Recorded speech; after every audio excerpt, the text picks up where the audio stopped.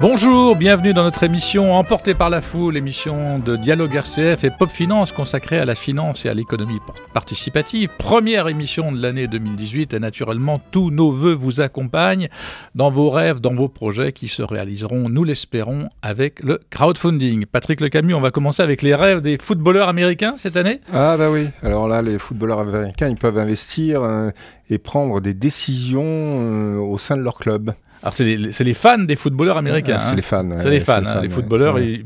Ils ont leur rémunération qui doit être suffisante. Oui, c'est un système différent du nôtre. Donc c'est des grandes sociétés privées, les clubs américains. Il y a beaucoup les universités aussi. Hein. Oui. Les universités ont leurs équipes. Tout est très très organisé autour du système scolaire et après universitaire. Oui.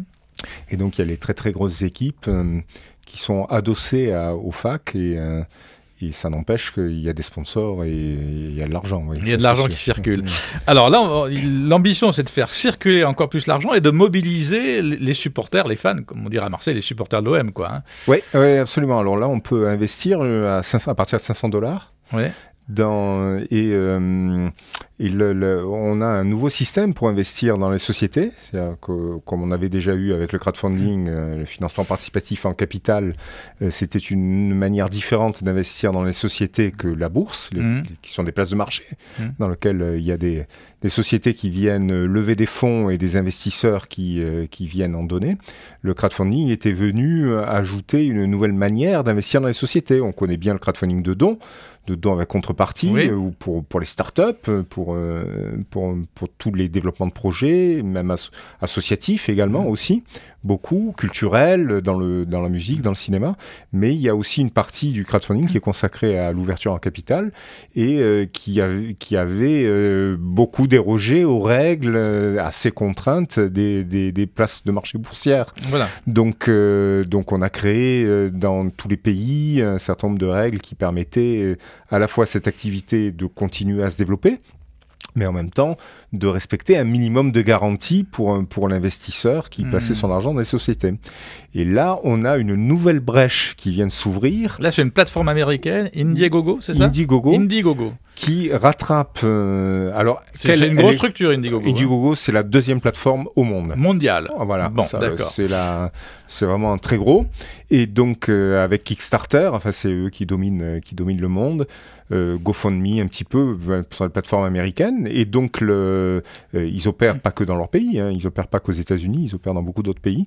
Et donc, ils se sont ouverts à une nouvelle forme de collecte d'argent, mais qui n'est pas leur cœur de métier du tout. Donc eux, c'est du don avec contrepartie, c'est la base fondamentale du crowdfunding, hein, c'est collecter de l'argent et offrir des contreparties plus ou moins symboliques aux contributeurs et permettre d'avancer dans son projet. Là, il crée quelque chose qui ressemble plus à l'investissement dans les sociétés. L'actionnariat classique. Qui est l'actionnariat classique, mais qui n'est pas du crowdfunding. Oui. Sauf que là, c'est en crypto-monnaie aussi. C'est en crypto-monnaie. Monnaie virtuelle, voilà, dont on parle beaucoup. Donc, les sociétés ne délivrent pas des actions, mais des jetons. Ah. Voilà. En anglais, token. D'accord. Donc, mais ça revient au même. Et ça prend un nom très très proche de ce qui est l'introduction en bourse en anglais. L'introduction en bourse, c'est l'offre initiale publique en anglais, hein, IPO, Initial Public Offering. Ça, c'est l'introduction en bourse. Et là, on a un nouveau système qui est l'Initial Coin Offering. Donc, on offre des bitcoins ou de l'Ether, enfin de la crypto-monnaie. Une offre initiale de crypto-monnaie en échange de jetons. Et ces jetons, visiblement, donnent des droits.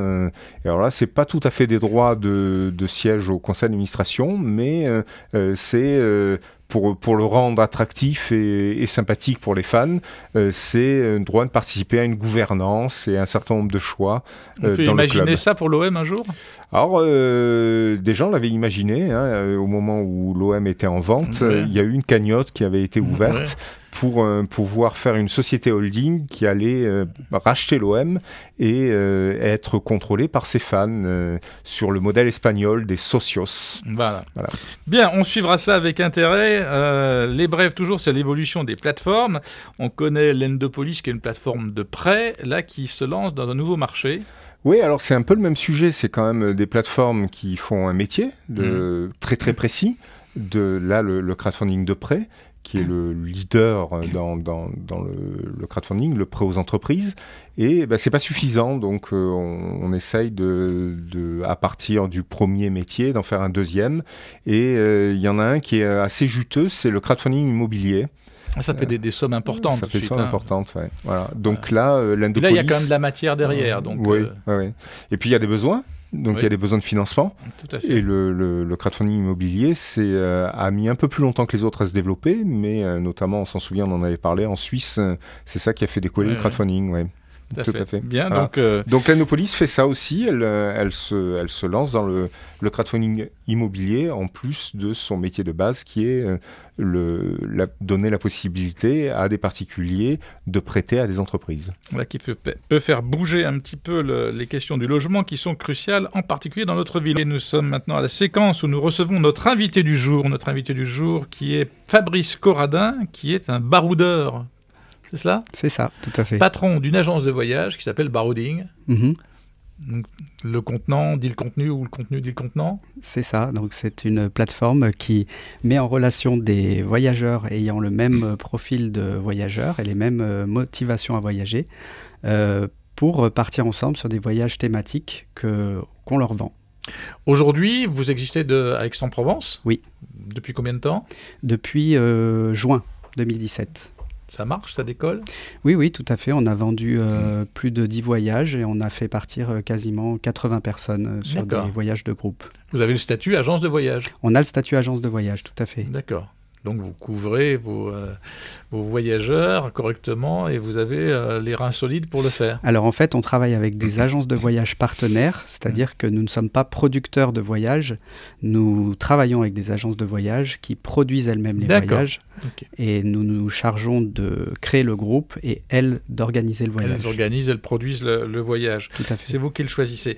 Et là, vous avez une idée qui poursuit un petit peu dans l'esprit que vous venez d'énoncer, c'est de dire, quand on fait un voyage, on ne se retrouve pas toujours forcément avec les gens avec lesquels on a envie ou de marcher, ou de rouler, ou en tout cas vivre une aventure. Vivre une aventure, c'est pas simplement faire une croisière, c'est qu'on est vraiment les uns avec les autres. Donc on est dans les mêmes tentes, on est dans les mêmes lieux. Donc il y a une proximité. Là, il faut que les gens s'entendent bien. Tout à fait. Et c'est là le point fort de notre concept, c'est de faire partir ensemble des personnes qui ont le même profil et les mêmes finalités de voyage. Pour cela, on leur fait remplir un petit quiz au moment de leur inscription sur le site qui permet de déterminer leur profil de baroudeur. Et en fonction de ce profil, c'est pas un peu intrusif ça d'aller faire de la psychologie pour partir en voyage ? Ça reste léger comme quiz et ça permet de mieux cerner les motivations de voyage et de faire en sorte que le voyage se passe bien. C'est les sites de rencontres, non ?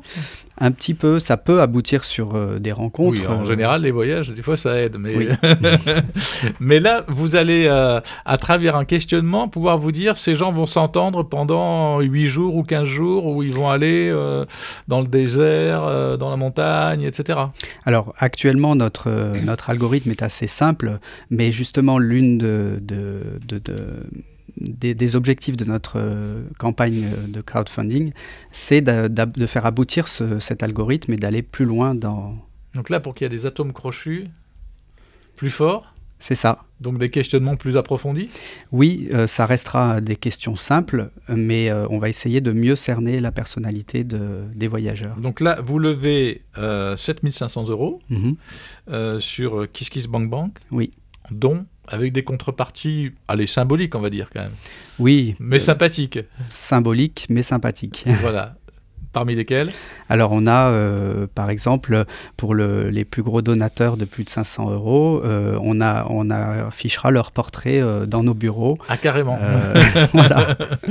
Bien, d'accord. Pour 250 €, on leur offrira une nuit dans un B&B très sympathique du côté d'Aix-en-Provence, puisqu'on est basé là-bas, avec toutes les contreparties précédentes, qui sont notamment un restaurant avec l'équipe et des petits cadeaux symbolique. D'accord. Quand on voit Barouding, on se dit ça va être dur. Est-ce que c'est vraiment du voyage sportif que vous faites ? C'est quoi ? Non, ça reste ouvert à tous. C'est plutôt généraliste, mais avec une thématique quand même assez marquée. Ça peut être Par un exemple, séjour... les voyages que vous avez vendus aujourd'hui, c'est quel type? Par exemple, un séjour vélo, un séjour paddle, des treks aussi, mais avec des niveaux qui sont accessibles à tous. D'accord. Quelle région? On a vendu du Cap-Vert, Laos, Cambodge, qui est en vente en ce moment, un Côte Amalfitaine, un stage survie en Corse aussi. Alors celui-ci était un petit peu plus... En Corse, d'accord. Voilà. Uniquement des châtaignes comme nourriture? C'est ça. Oui. Tout à fait. Bon. Vous en êtes où de la levée, là? Vous avez lancé? Alors on l'a lancée en décembre. Elle se termine dans quelques jours et on est à 62-63% de l'objectif. C'est bien parti. C'est plutôt bien parti. On espère arriver au bout d'ici le 8 Et votre janvier. ambition, c'est de devenir une grande agence de voyage? C'est quoi le projet ou de rester une agence Nous, on veut se développer. Il faut qu'on se développe parce que pour être rentable, il faut qu'on fasse quand même du volume.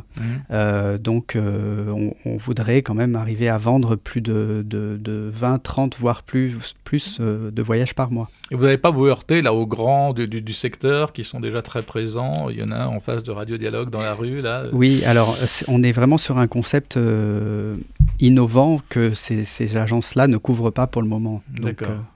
On a pris un petit peu d'avance. Bon, gardez l'avance. Je rappelle que vous êtes donc sur KissKissBankBank, que ça s'appelle barouding, c'est ça le mot-clé qu'il faut taper pour aller contribuer à votre campagne, que tout cela se termine très bientôt. Merci à Corentin Aubry qui assure la prise de son, à Guillaume Baudouin qui assure l'image et à Romain Sestari qui a préparé cette émission. Vous pouvez retrouver cette émission sur rcf.fr et nous suivre sur notre page Facebook. À bientôt.